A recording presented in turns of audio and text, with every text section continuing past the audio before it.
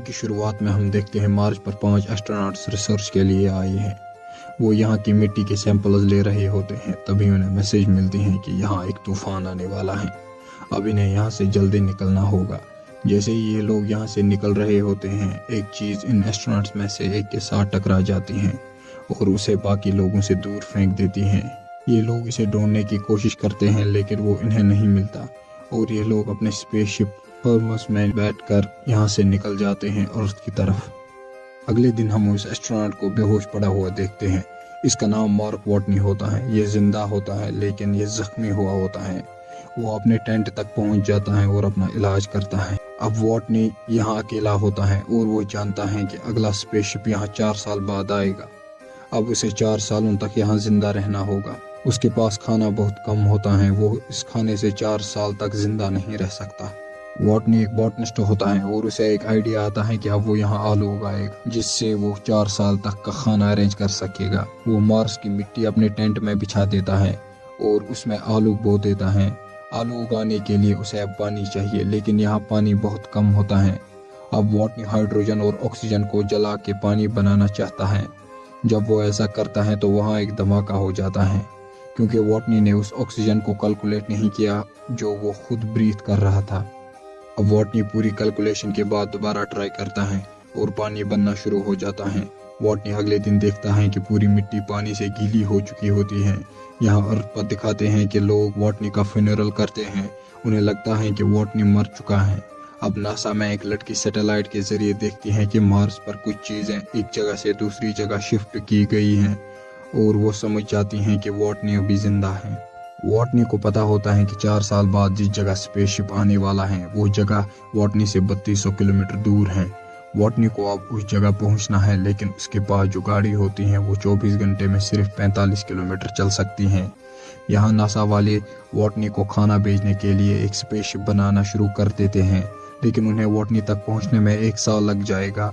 यहाँ वॉटनी ने बहुत आलू उगाए हैं। वो जानता है चाहे वो कितने ही आलू उगाए वो नहीं बचेगा अगर उसने नासा से कांटेक्ट नहीं किया। लेकिन यहाँ ऐसी कोई चीज़ नहीं होती जिससे वो नासा से कांटेक्ट कर सके।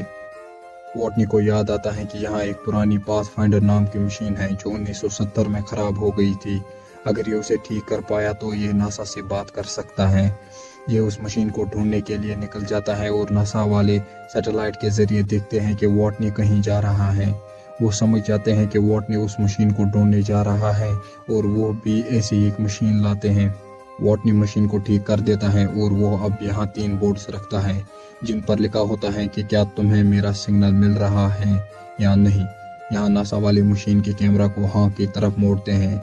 इस मशीन से ये लोग सिर्फ हाँ या ना में बात कर सकते हैं। ये लोग अब कोड्स में बात करते हैं और नासा वाले इसे रोवर को हैक करने के कोड्स बोलते हैं और वो लोग अब चैट्स के जरिए बात करते हैं। ये लोग वॉटनी को बताते हैं कि हम 1 साल में उसके पास खाना भेज देंगे।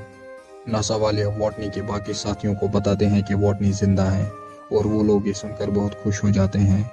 यहाँ वॉटनी के टेंट में एक धमाका हो जाता है जिससे उसके सारे उगाए आलू बर्बाद हो जाते हैं। अब उसके पास बहुत कम खाना बचता है। उसके पास 1 साल तक का भी खाना नहीं बचता। वो अब बहुत कम खाना खाता है।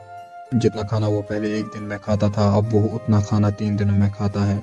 नासा वाले अब इस स्पेसशिप को लॉन्च कर देते हैं जिसमें वॉटनी के लिए खाना होता है लेकिन वॉटनी की किस्मत शायद ख़राब होती है इसलिए ये स्पेसशिप क्रैश हो जाता है। वॉटनी को ये बात पता चलती है और वो बहुत निराश हो जाता है क्योंकि अब उसके बचने का कोई रास्ता नहीं होता। नासा वालों के पास एक लड़का आता है जिसका नाम रिच पोर्नियल होता है।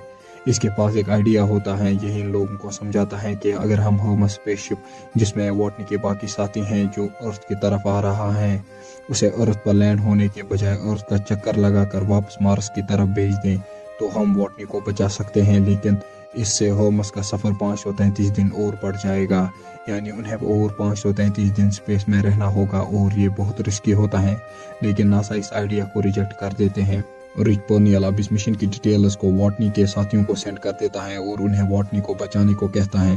और ये लोग वाटनी को बचाने के लिए मान जाते हैं और अपना स्पेसशिप मार्स की तरफ घुमाते हैं और नासा वाले उन्हें खाने का सामान भेज देते हैं। वाटनी को पता चलता है कि उसके साथी उसे बचाने के लिए आ रहे हैं, लेकिन वो मार्स पर लैंड नहीं कर सकते। अगर उन्होंने मार्स पर लैंड किया तो उनका फ्यूल खत्म हो जाएगा। नासा वाले वाटनी को बताते हैं कि उसे मार्स पर पड़े एक पुराने स्पेसशिप के जरिए मार्स के ऑर्बिट तक आना होगा ताकि उसके साथी उसे स्पेस में पकड़ ले और अपने साथ लाए। लेकिन ये स्पेसशिप बहुत भारी होता है। वाटनी इसके बहुत सारे पार्ट्स निकाल देता है। वाटनी इस स्पेसशिप में अपने साथियों की तरफ निकलता है, लेकिन वाटनी दबाव की वजह से बेहोश हो जाता है। थोड़ी ही देर बाद उसे होश आ जाता है। होमस की स्पीड बहुत ज़्यादा होती है तो ये लोग अपने स्पेसशिप का एक हिस्सा बम से उड़ा देते हैं। उनकी स्पीड कम हो जाती है। वाटनी की स्पीड कम होती है। वो अपने सूट में एक छेद कर देता है जिससे वो होमस स्पेसशिप की तरफ पहुंच सके। अब एक एस्ट्रोनॉट वाटनी को पकड़ने के लिए स्पेसशिप से बाहर आती है। जैसे ही वो वाटनी को पकड़ने लगती है उसका हाथ छूट जाता है, लेकिन वाटनी उसकी रस्सी को पकड़ लेता है और वो वाटनी को बचा लेती है और यहीं पर कहानी खत्म हो जाती है।